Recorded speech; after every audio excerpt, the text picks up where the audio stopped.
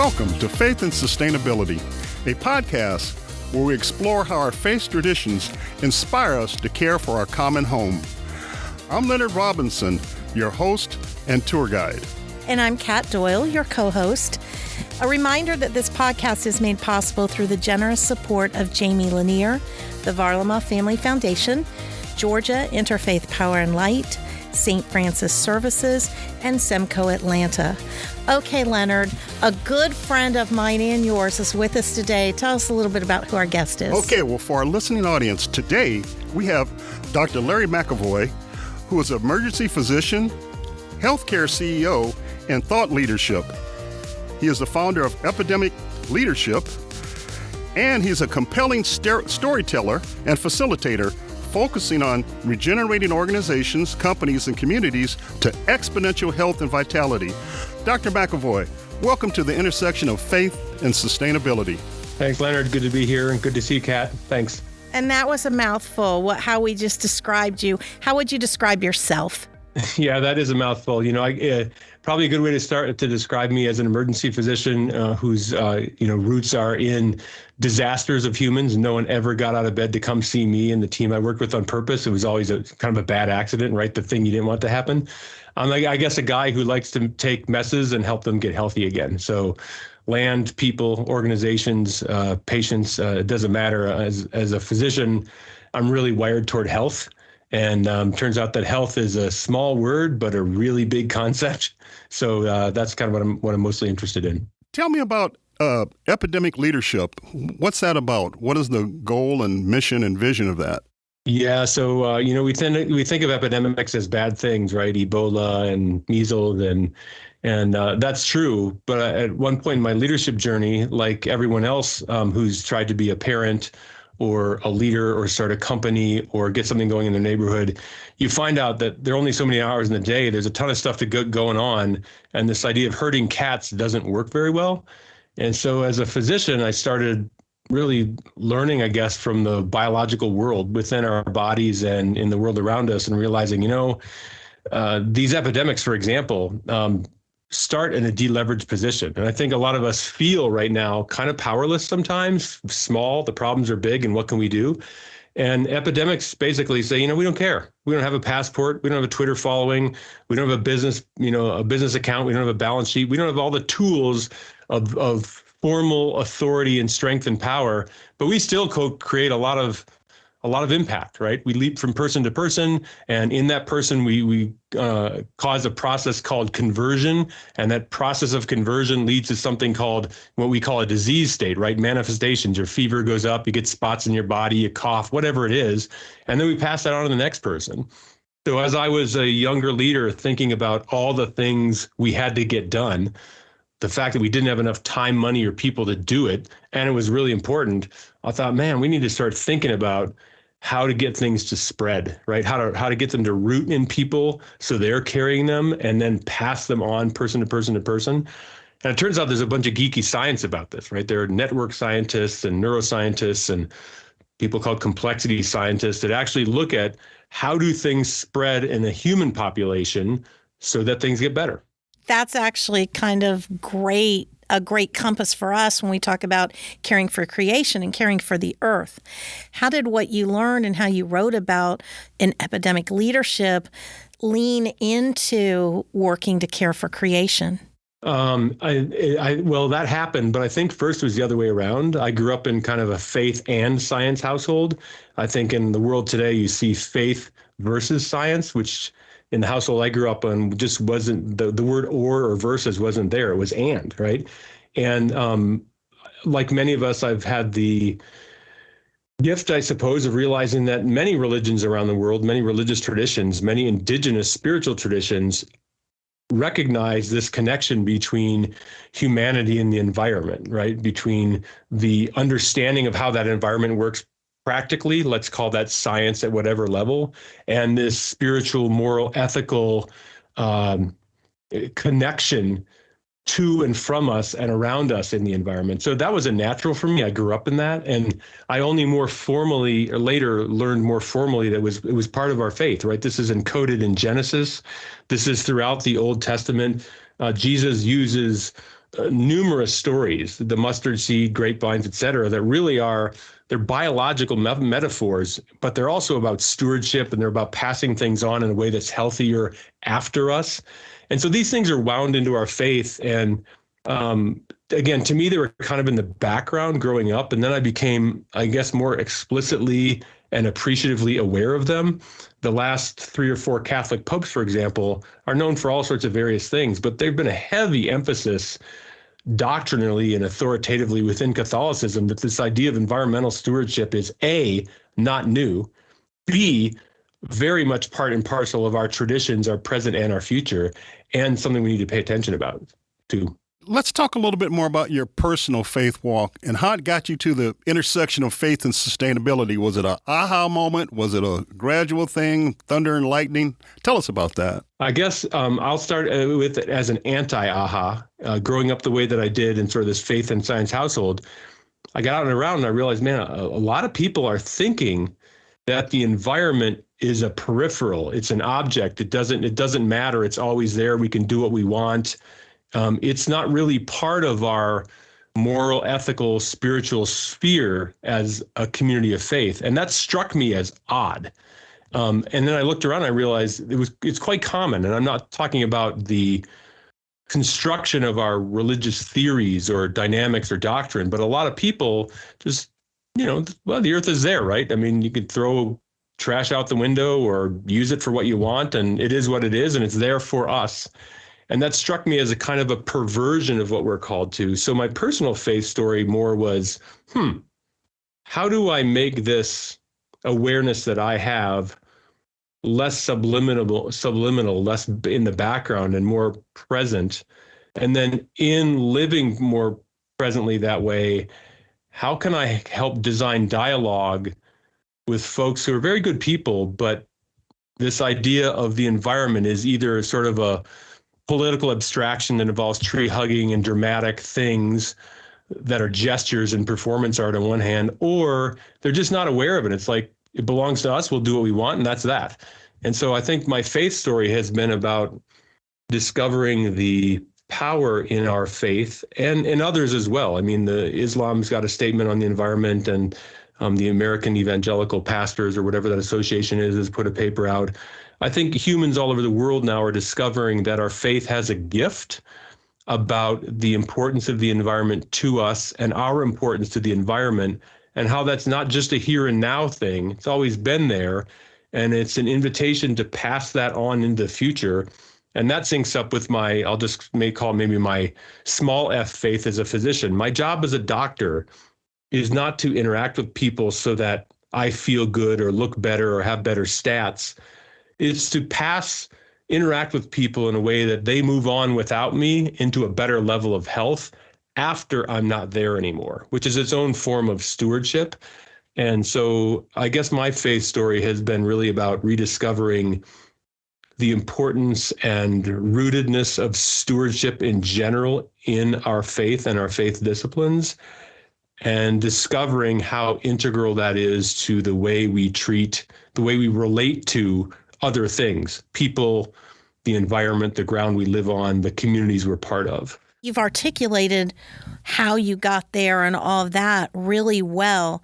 Tell us a little bit. So you kind of had this, you went from anti-aha to, okay, yeah, how do I put this all together?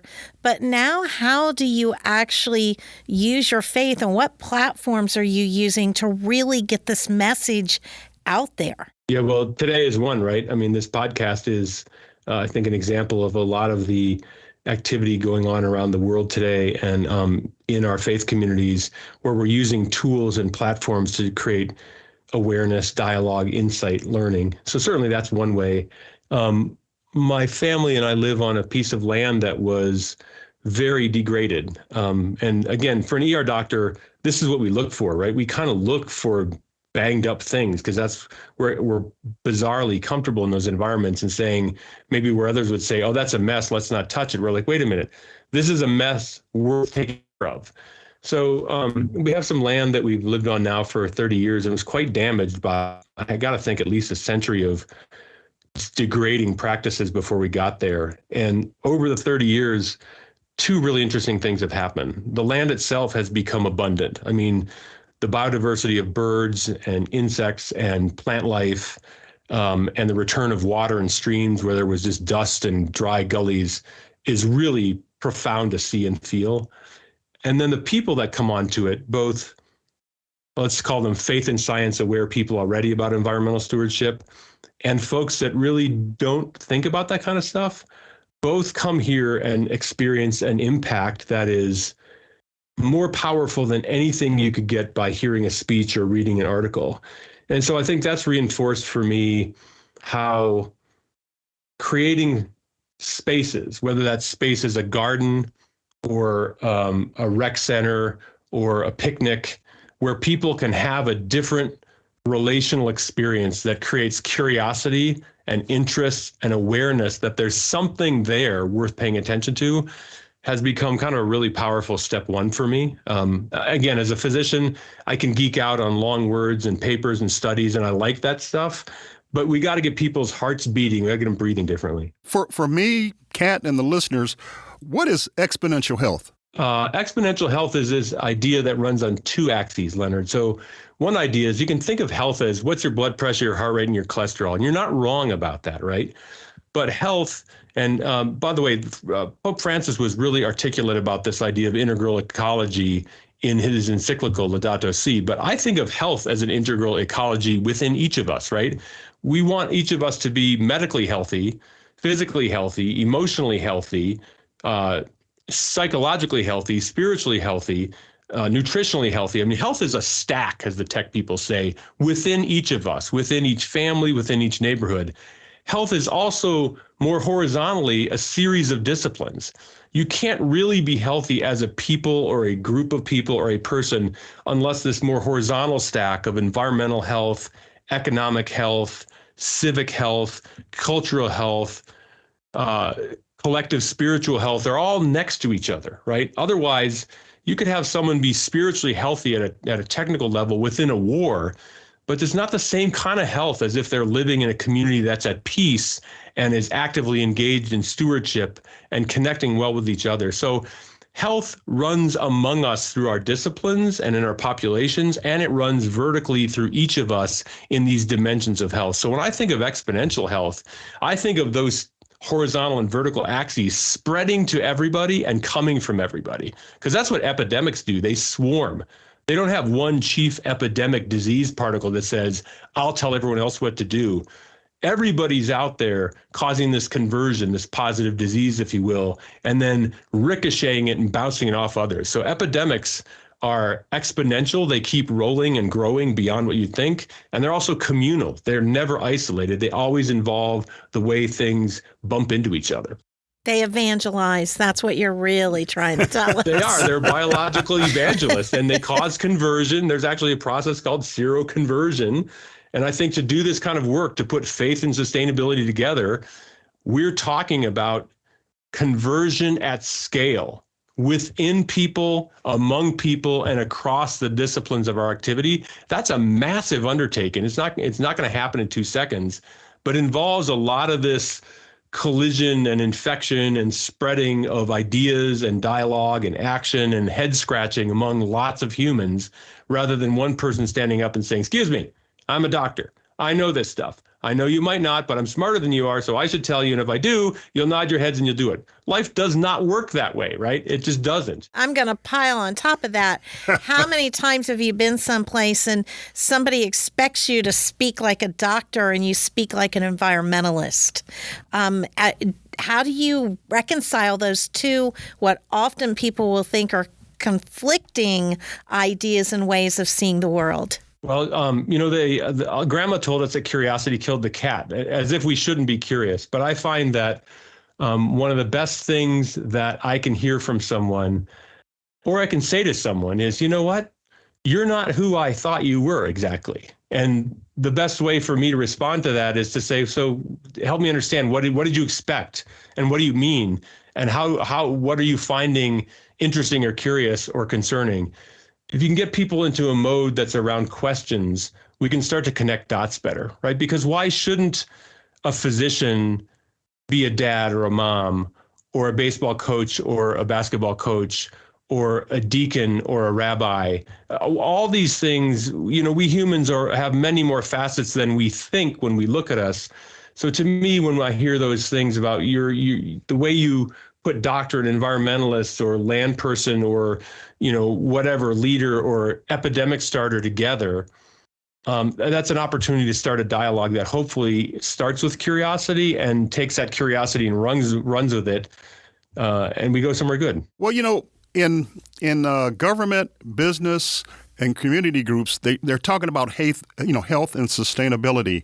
What's the role of faith-based organizations like the Catholic Church and even non-Catholic? What's the role? Well, I love this question because I think the recipe of healthy things we're talking about out there that you mentioned, right, in governments and school districts and businesses, our grocery list is getting better, I think, right? We have a really healthy grocery list that's emerging. I think what faith communities bring, Leonard, is, hey, guess what? We've been here a long time. And by the way, let's just be humble about it. We've made our share of mistakes, right? I mean, the Catholic Church in Galileo is one, the Spanish Inquisition's another. So we're not talking from a standpoint of purity here, but we gather people around things that are the most important in their lives. If we gather poorly, we can cause a real mess like the Spanish Inquisition. If we gather well, we can actually help ground and root and spread these very, very powerful, stabilizing and stretching ideas in our societies. And those things flow into governments and they flow into schools and they flow into businesses in a very healthy way. I'm not talking about, making everyone read the Book of Mormon or read the St. James Bible or follow religious doctrine in a business. I'm talking about these principles of community that are housed so strongly in faith communities. And when they're healthy, they're extremely powerful and they are extremely infectious because they gather people, they connect people. As we continue to have this conversation and kind of coming to the end of our time together, I do want to ask a little bit. I've seen pictures of your ranch and you out on the ranch with your family and not visited yet, but hope to. Is there a legacy that you want to leave that brings together this idea of caring for creation, which includes caring for our healthy bodies? There is. I mean, I was talking to a woman years ago and she was asking me, why was I there? It was a chaotic level 1 in, urban trauma center, lots of chaos going on in the middle of the night. And I was kind of talking to her. And the sort of punchline of this longer, more, winding conversation was, as a doctor, the best thing for us is that things get healthier and you do not remember us. At your graduation, your wedding, the birth of your child, your retirement party, you're not thinking of the ER doctor you saw 30 years ago. That health becomes its own benefit. So when I think about legacy, I think certainly less about me and more about, wouldn't it be wonderful if our children and our grandchildren and 4, 5, 6, 7 generations on, what we have started and what we have tried to grant and carry onto the future is something really, really healthy. And those people can look back and say, whatever little tiny bits of history, like what Leonard ate for lunch on Tuesday and who Kat had over for dinner last Friday, those don't matter. We can't even find those. But we can tell that people said we care enough about who we are and the place we live that we're going to live in a way that the people after us are aware of it, appreciate it, keep doing it, and also pass it on. And that, I think, is very much part of our divine call. It's not just save your butt. It's grow it, care for it, pass it on, and let others be in a position to do the same in a spirit of gratitude. Okay, well, wait, before we finish up. She caught me. She caught me. So Dr. Larry and I also co-host a vodcast, People, Planet, and Health. And Dr. Larry is actually our health expert on that. And I believe that we just dropped our first episode. That can be found on YouTube at People, Planet, and Health.